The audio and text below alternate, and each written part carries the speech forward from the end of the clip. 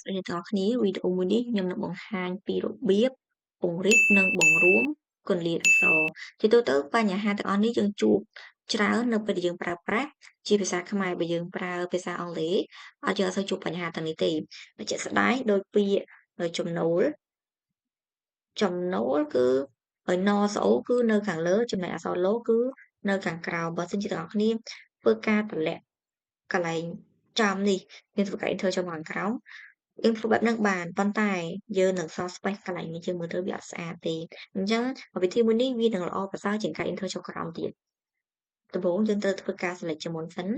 ឡូវខ្ញុំ select ត្រង់កន្លែងនេះត្រឹមតាមរហូតមកដល់ពាក្យឡើងខ្ញុំធ្វើការ select ត្រឹមហ្នឹងហើយយើងចូលមកកាន់សញ្ញាព្រួញកន្លែងនេះសញ្ញាព្រួញដែលនៅក្នុង font ណាអ្នកនាងនៅក្នុង font នេះអាព្រួញតូចហ្នឹង click លើនឹងមួយមកឬក៏យើងចុច shortcut control បូកនឹងអក្សរ D ចុចលើនឹងមកហើយត្រូវឈប់នៅលើ Advanced កុំឈរលើ font ណាឈរនៅលើ Advanced ហើយមើលត្រង់ចំណុច spacing ជា default វាគឺមានពាក្យ normal តែយើងត្រូវធ្វើការផ្លាស់ប្ដូរវិញកន្លែងនេះគឺមានពីរជម្រើសទៀតគឺមាន expand និង condense កន្លែង expand នេះមានន័យថាពង្រីកខាងក្រោមនេះគឺបង្រួមអញ្ចឹងកន្លែងនេះនៅពេលដែលទាំងអស់គ្នាជួបបញ្ហាធ្លាក់អក្សរបែបនេះអញ្ចឹងអ្នកគ្នាត្រូវគិតខ្លួនឯងថាអ្នកគ្នាចង់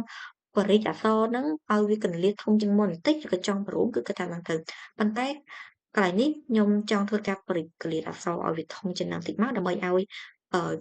អក្សរ N របស់យើងអាចធ្លាក់មកក្រោមវិញអញ្ចឹងខ្ញុំនឹងយក expand ដោយសារតែយើងចង់ពង្រីកវាហើយយើងធ្វើការកំណត់គម្លាតដែលចង់បរិច្ឲ្យតូចឬធំគឺកំណត់ត្រង់កន្លែងនេះអ្នកគ្នាអាចចុចអានេះក៏បានអានេះវាឡើងម្ដងម្លេះឥឡូវខ្ញុំបរិច្តែ1.3ទេហើយយើងធ្វើការចុចអូខេមកនេះវានឹងធ្លាក់មកហើយតែដោយសារកន្លែងនេះវាសល់ space មួយទៀតអញ្ចឹងយើងលុបអាហ្នឹងចាំមកនេះពាក្យហ្នឹងគឺជាប់គ្នាហើយបញ្ហាសំខាន់គឺខ្ញុំចង់ឲ្យទាំងអស់គ្នាយល់ពីការពង្រីកនិងបង្រួមគម្លាតអក្សរទៅនឹងមកបញ្ហាដែលអ្នកទាំងអស់គ្នានឹងដោះស្រាយបានងាយស្រួលហើយអរគុណ